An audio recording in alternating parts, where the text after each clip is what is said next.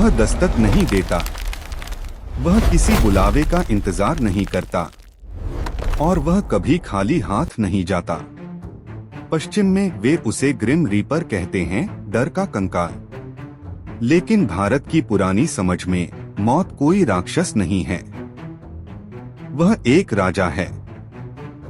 वह ब्रह्मांड का एक सरकारी कर्मचारी है, वह यमराज है। उसका नाम मूल शब्द यम से आया है, जिसका मतलब है रोकना या कंट्रोल करना।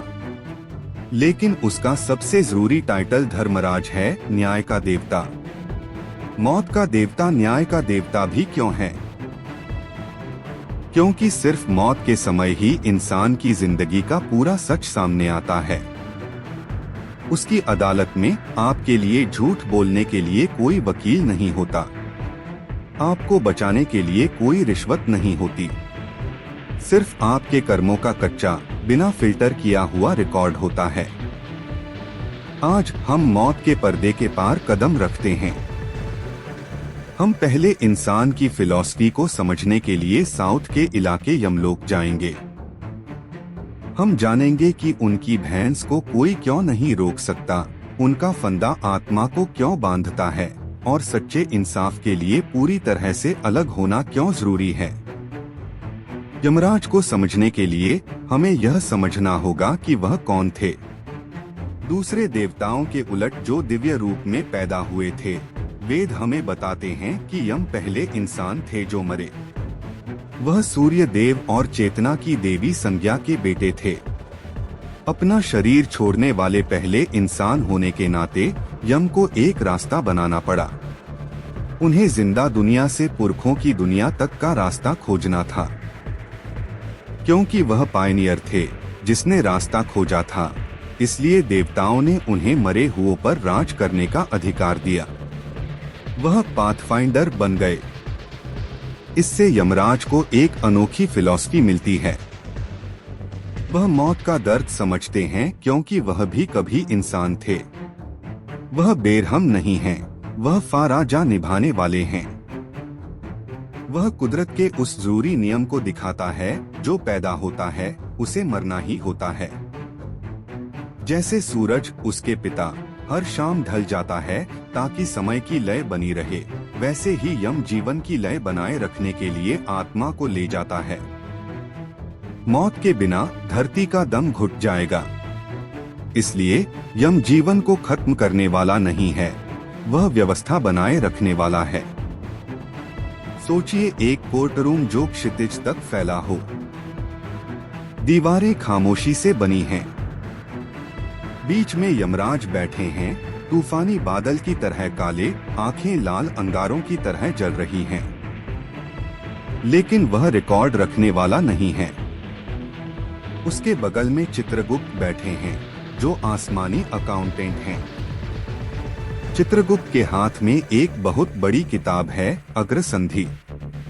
यह सिर्फ कामों की किताब नहीं है, यह आपके सबकॉन्शियस मन का एक बैकअप ड्राइव है। आपका हर विचार, आपका हर राज जो आपने फुसफुसाया, दया का हर काम और क्रूरता का हर पल यहाँ रिकॉर्ड किया गया है। यहाँ की फिलॉसफी बहुत ही आसान है। आप खुद अपने जज हैं। यमराज आपको उनके मूड के आधार पर सजा नहीं देते, वे तो बस एक आईना दिखाते हैं। जब कोई आत्मा उनके सामने खड़ी होती है तो चित्रगुप्त बही खाता पढ़ते हैं। आत्मा इसे मना नहीं कर सकती क्योंकि आत्मा को याद रहता है। यमराज का न्याय मैथमेटिकल है। यह न्यूटन का तीसरा नियम है जो नैतिकता पर लागू होता है। हर काम का बराबर और उल्टा रिएक्शन होता है। अगर आपने दर्द दिया है तो आपको दर्द महसूस होगा। अगर आपने प्यार दिया है तो आपको खुशी महसूस होगी। वह विलेन नहीं है, वह यूनिवर्स का ऑडिटर है। यमराज की आइकॉनोग्राफी को ध्यान से देखें। उनके हाथ में हर हथियार इंसाफ की कहानी कहता है। सबसे पहले वह महिष नाम के एक बड़े काले भैंसे पर सवार होते हैं।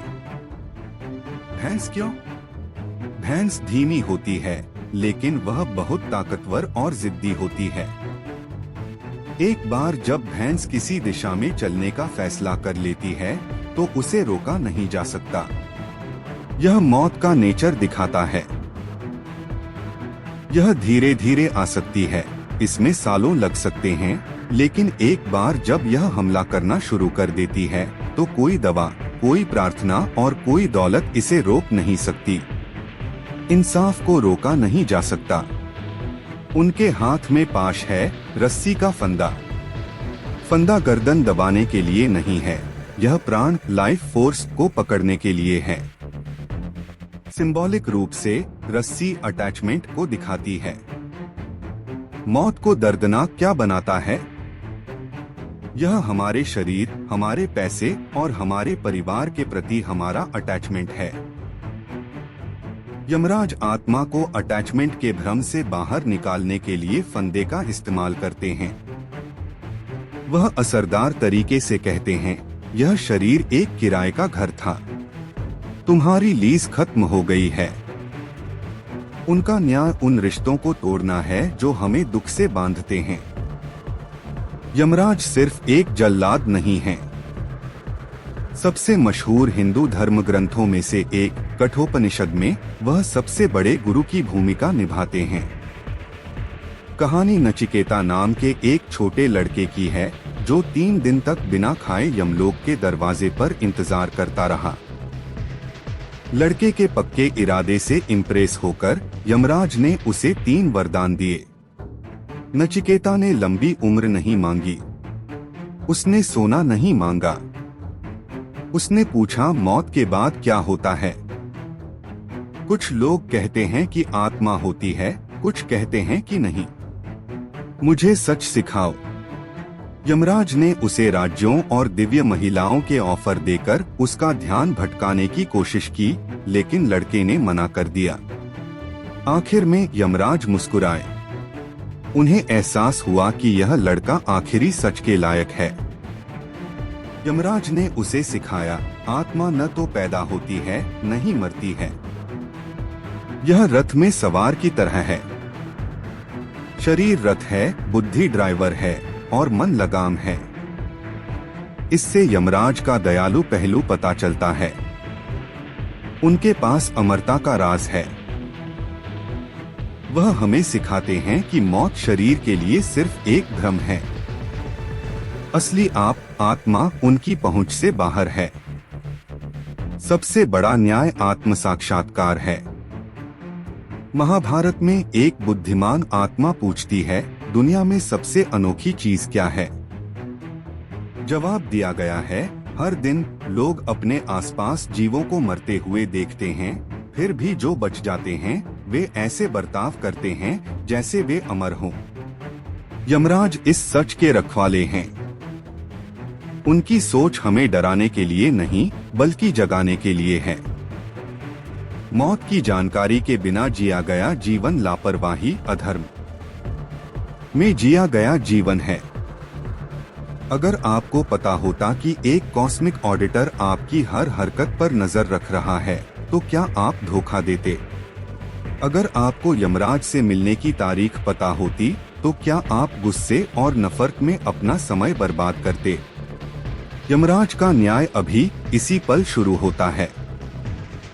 धर्म का जीवन जियो, सच्चाई का जीवन जियो, ताकि जब भैंसा आखिरकार तुम्हारे दरवाजे पर आए, तो तुम न्याय के देवता का स्वागत डर से नहीं, बल्कि एक पुराने दोस्त की मुस्कान से कर सको। देखने के लिए धन्यवाद। ओम यमाया नमः।